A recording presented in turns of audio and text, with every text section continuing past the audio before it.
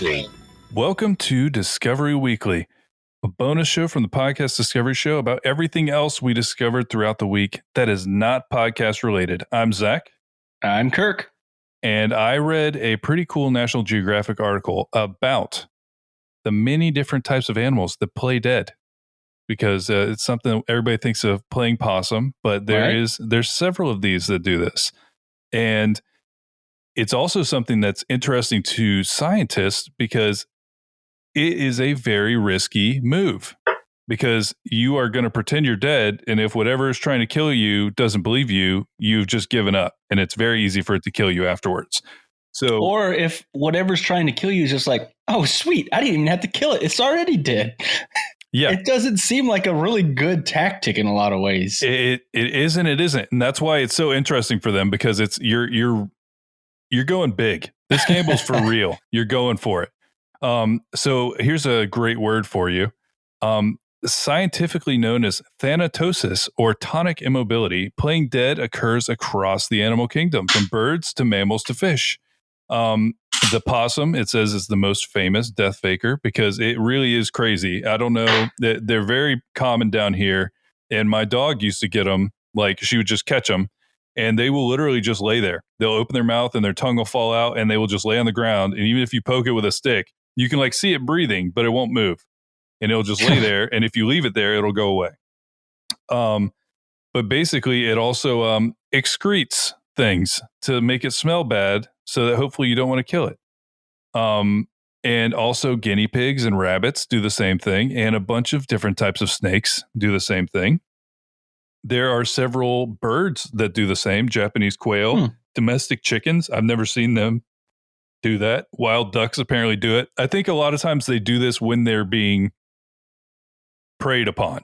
You know, so if there's a predator, that's when they'll do this. And so that's when they do it.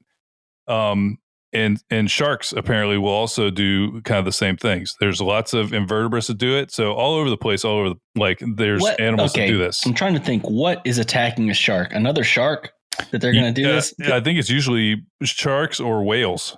Like orcas and stuff will kill sharks. Yeah, that's true. I have seen that.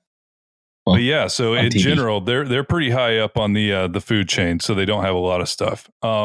So there definitely is some, like in Japan, there's something called a pygmy grasshopper that when it has stuff around them, they play dead and they stick their legs out in every single direction, because then frogs can't even eat them. They kind of just like, they can't go in its mouth. But there's a lot of this that it's hard to even track. It's hard to get scientific data on this, because it's when there's like it's a prey versus predator thing happening. It's hard to get footage of this because it's hard to replicate. There's a lot of insects that will do it to try and make them not get eaten, essentially. And then it gets different. So there's some who do it for food or for sex. So this is maybe the best one. There's an animal called the nursery web spider. The females often prey on the males. So to mate, the male makes a bundle of food, attaches himself to it, and pretends to be dead. The female then drags the food around, and the supposedly dead male is just like on there. She's just like pulling him around. And then when she begins eating the food, the male comes back to life and tries to mate with her, sometimes successfully. Sometimes. Yeah, no, apparently they're trying to pick up spider ladies that really, really don't like them. Well, actually, they like them a lot, I guess is another way you could say it, because they eat them. So that's one thing. And then there's also kind of the opposite, where there is a female moorland hawker dragonfly, which goes to great lengths to avoid mating. So if she's flying and she sees a male, she'll stop flying and crash to the ground, because the males are aggressive and can harm her. I'm tired. Yeah, she's like straight up nose dives to the ground. So that's the most extreme version of that you can possibly imagine. And then there's I think they're called cichlids, I think is how you pronounce that. They pretend to be dead on lake bottoms to try and lure in other things. When people come to try and take a bite out of it, it just wakes up and kills them instead. It's like, gotcha. But yeah, no, there was like, and it's funny because animals have started to figure this out. So in 1975, there was an experiment by scientists observing how red foxes preyed on 5 different species of ducks, most of which would play dead immediately when caught by the fox. The foxes then would carry the ducks back to their dens to eat, but experienced foxes knew to kill the ducks as soon as they got to them. So like, don't trust that the duck is dead, like kill it. But inexperienced foxes left the like dead ducks in their den, and then the ducks would just run away. Like the ducks were like, I'm out of here, idiot. Dang, where's dinner? But yeah, no, it was just a really cool article because I never really thought about like why. And I definitely never heard about like this spider that would play dead to try and find a lady. But like, no, it's just interesting how animals have like found ways to fit like very specific niches to survive better. And it was a really cool thing. I didn't know that there was any other animals that did that other than possums. Because like you said, they're the ones that we know of that do that.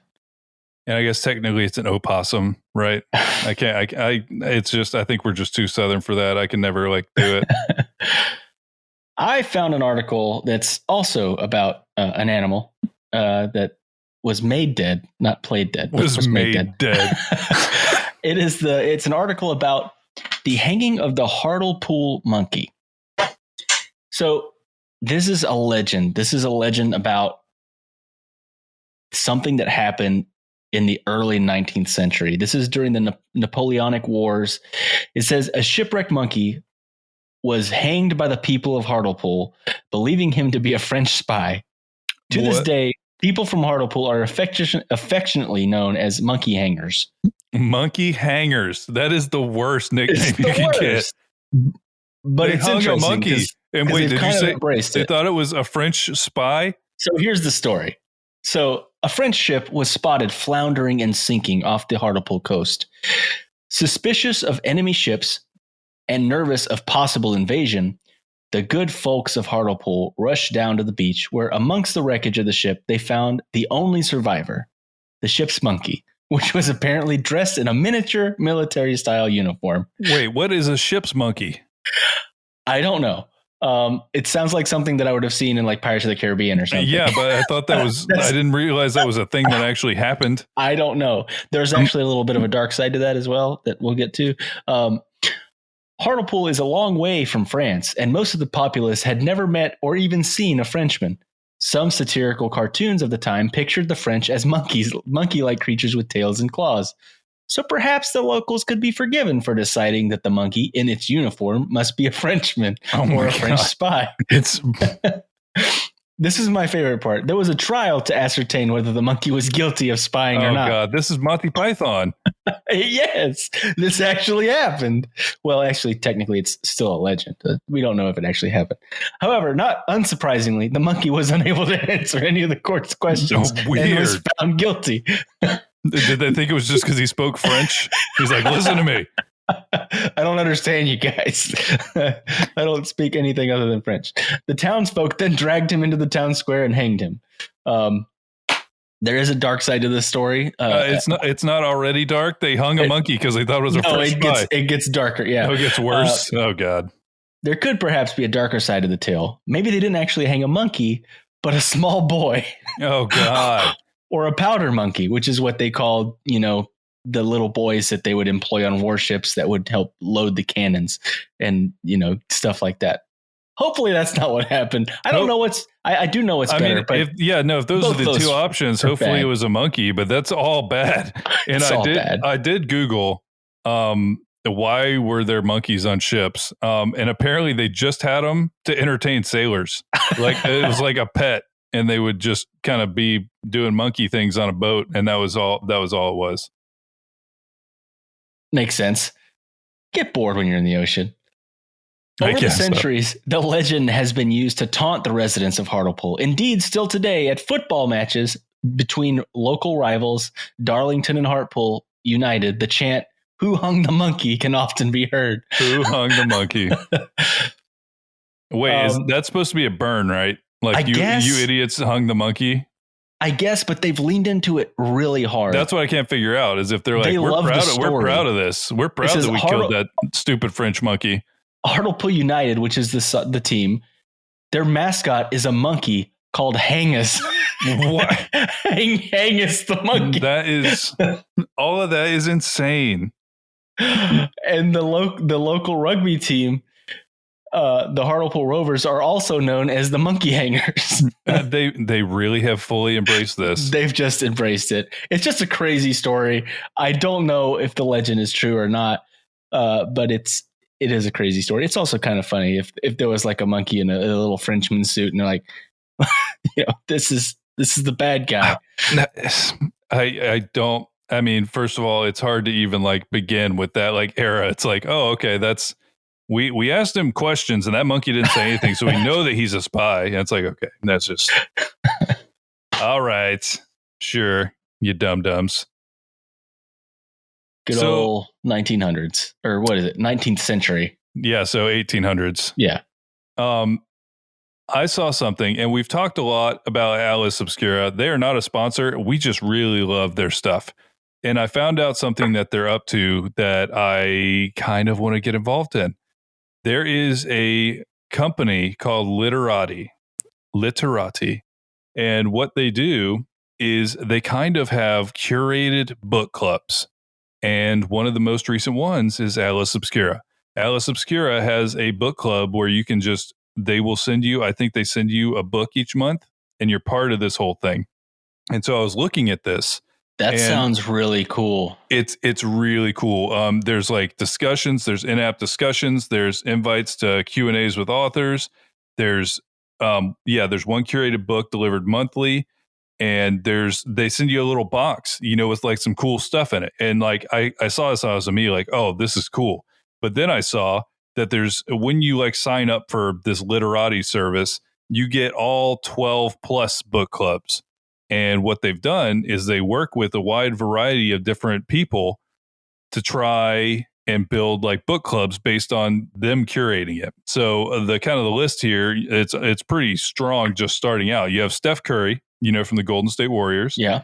You have Malala, who was a Nobel laureate, who wrote a lot of stuff and was an activist in, I think it was Pakistan. Cheryl Strayed, Austin Kleon, Richard Branson, Virgin Mobile guy or Virgin Group, whatever. Kelly McGonigal. I'm trying to think. I don't really recognize some of these names. She's from Hogwarts, right? From Harry Potter. Yeah. She's definitely is a wizard. No, but they have a lot of different people that you can go on here. You can find people that have different curated book clubs, and you can kind of see through someone else's lens. And honestly, we love reading Atlas Obscura stuff, and that's definitely what got me here. Is I was like, oh, I'd love to see like what kind of books they think would be interesting. But it's a really cool thing, worth checking out to be kind of in this thing. But yeah, I'm still on my kick of like old, kind of like classics that we were made to read, or a lot of people are made to read that they usually don't want to, but they're classics for a reason. Some of them are amazing. Some of them, to me, do not stand up to the hype. Sure. But that's kind of what I've still been doing. I've still been reading a lot of Hemingway and a lot of the adventure stuff like that. Like Treasure Island and books like that. I like those kind of books. Yeah. I like adventure classics. Those seem to hold up. If it's more like Dickens and stuff like that, I get lost. It gets a little too boring for me. I could not do East of Eden. I know it was beautiful. The prose was amazing, but I just couldn't follow the story. And it was also freaking as big as the Bible, and I couldn't do it. It is quite a long book. So I saw an article today that was about Disney, and it was kind of messed up because as a lot of people that have listened to the show for a long time know, I love Disney, but I used to be a Disney Pass holder for years, and they got rid of it because of COVID. And here's a thing that they just did, which is really messed up in my opinion. They opened the ability to buy passes only in person for 1 hour. And there was people in line for since 3 a.m. at the parks. It was probably 5-hour line. And they were only going to sell them for an hour. It's just, there's just been some things. There's such money grabs that have been very frustrating. So that was frustrating for me to see today. And it just sours me on the whole thing. But I did read another article that made me feel a little bit more happy about the legacy of Disney as a company and more Disney the man. And it's about his housekeeper, which is an interesting take. Her name was Thelma Howard. And this article is from the LA Times. Thelma Howard's legacy of hope. As a Disney housekeeper, she found her happiest place on earth. Her bequest will help children find theirs. He reminds us not to lose grasp of our dreams, reducing the process of hope and faith to its most simple terms, that we need only to wish upon a star. When Thelma Howard entered the home of Walt Disney in 1951, she brought her dreams with her, but it was a star that she lacked. For the first 30 years, Howard worked as a live-in housekeeper and cook for Disney, his wife Lillian, and their 2 children. Her dreams were not lavish. Nothing about her was. She did not ask for fortune or fame, only for her wounds to heal. She had this, like, they talk a lot about her history and give a lot of her. She had a very sad past and stuff like that. She was looking for laughter to replace a lifetime of tears. When she died, the world learned this month that she left a surprise to her to help children's dreams come true. Thelma Howard was a handsome, quick-witted woman who loved football and the color pink. She smoked cigarettes, played a cunning game of gin rummy, and baked a lovely boysenberry pie. Walt Disney referred to her as the real-life Mary Poppins.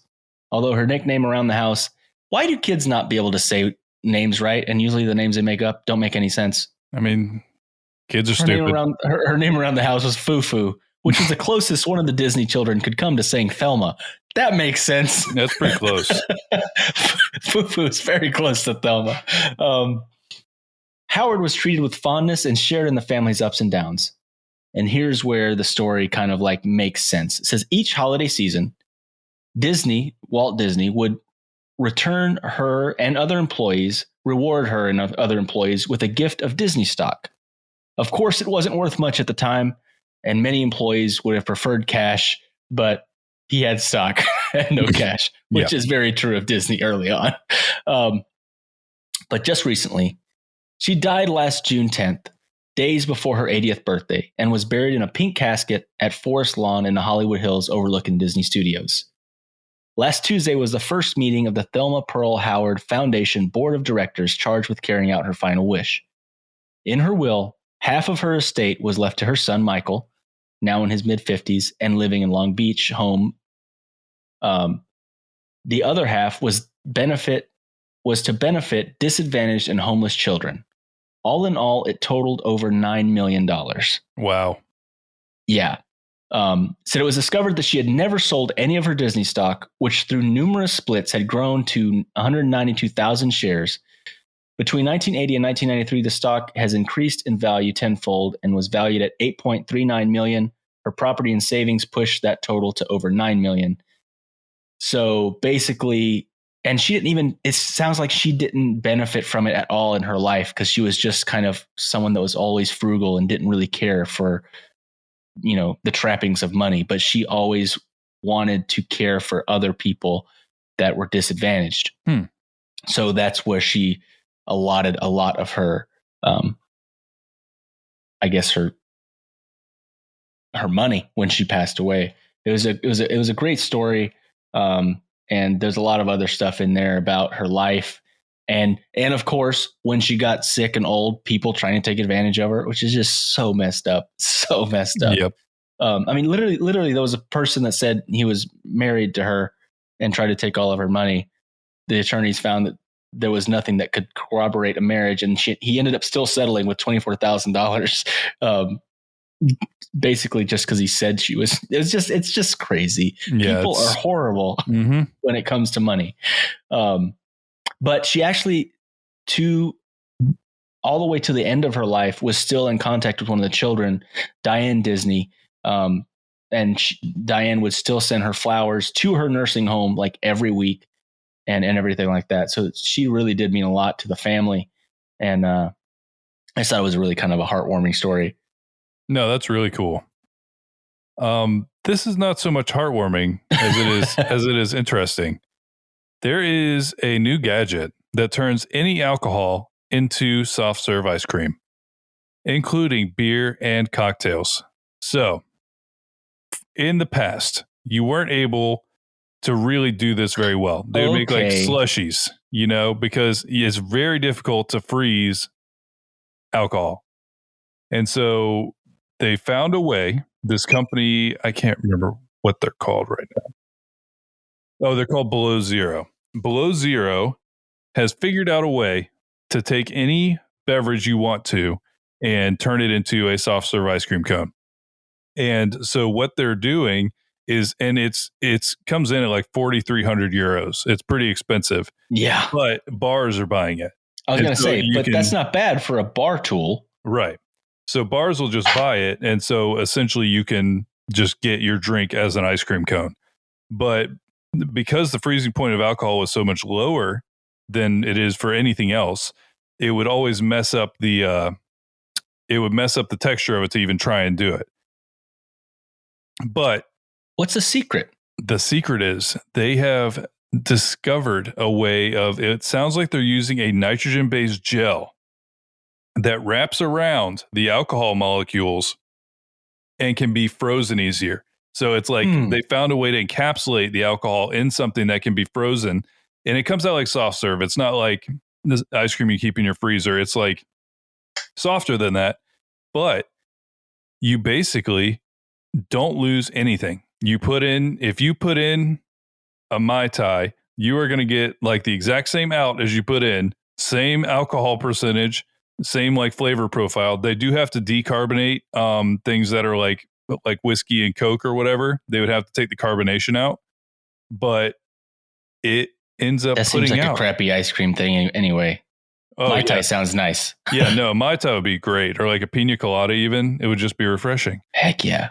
But yeah, we are right in the thick of summer, and I saw this article. I was like, I could go for a nice frozen Mai Tai. That would be fantastic. But yeah, you can also do it to beer, which who would want to do that? I don't know. People want frozen bread drink. I guess I don't really know. But yeah, basically they just found a way to freeze alcohol. So if you ever see at your local bar this little box in the back that says Below Zero, there's alcoholic ice cream in there, and you can not let your dreams be dreams. So we can get an old-fashioned ice cream cone? Yeah, I guess so.